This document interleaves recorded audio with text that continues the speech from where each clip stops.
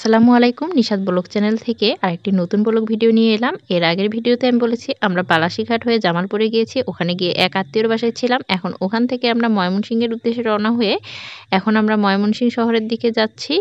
আর এখন আমরা রিকশায় করে যাচ্ছি স্টেশনের দিকে। স্টেশনে ট্রেনে উঠে আমরা শহরের দিকে প্রবেশ করব। আর চারপাশের দৃশ্যটা খুব ভালো লাগছিল। আর এই প্রথম আমরা জামালপুরে এসেছি, এর আগে কখনোই আসিনি।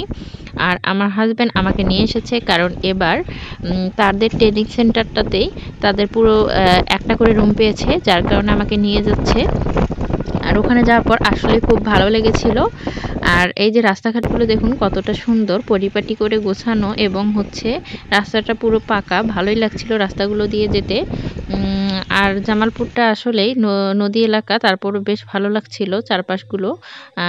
এখন আমরা স্টেশনে পৌঁছে গিয়েছি, এখন ট্রেনের জন্য অপেক্ষা করব। ট্রেনে ওঠার পরে আসলে ভিডিওগুলো ঠিকভাবে আর করতে পারবো না, কারণ ট্রেনে উঠলে ভিডিও করার মতো মন মানসিকতা থাকে না, কারণ আর একটু গরম বেশি থাকার কারণে এগুলো ভালো লাগছিল না।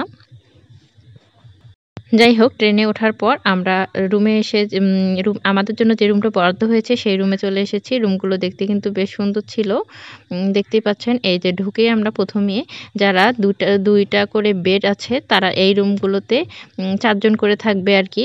আর আমার হাজব্যান্ডের পদবি অনুযায়ী সে একটি পুরো রুম পেয়েছে। রুমটার ডেকোরেশন বেশ ভালো লেগেছিল, একটা করে আলমারি, টেলিভিশন, তারপর ওয়াইফাইয়ের ব্যবস্থা, তারপরে হচ্ছে বাথরুম, তারপরে হচ্ছে বিছানাগুলো খুব সুন্দর গোছানো, তারপরে খাওয়ার ব্যবস্থা খুব সুন্দর ছিল।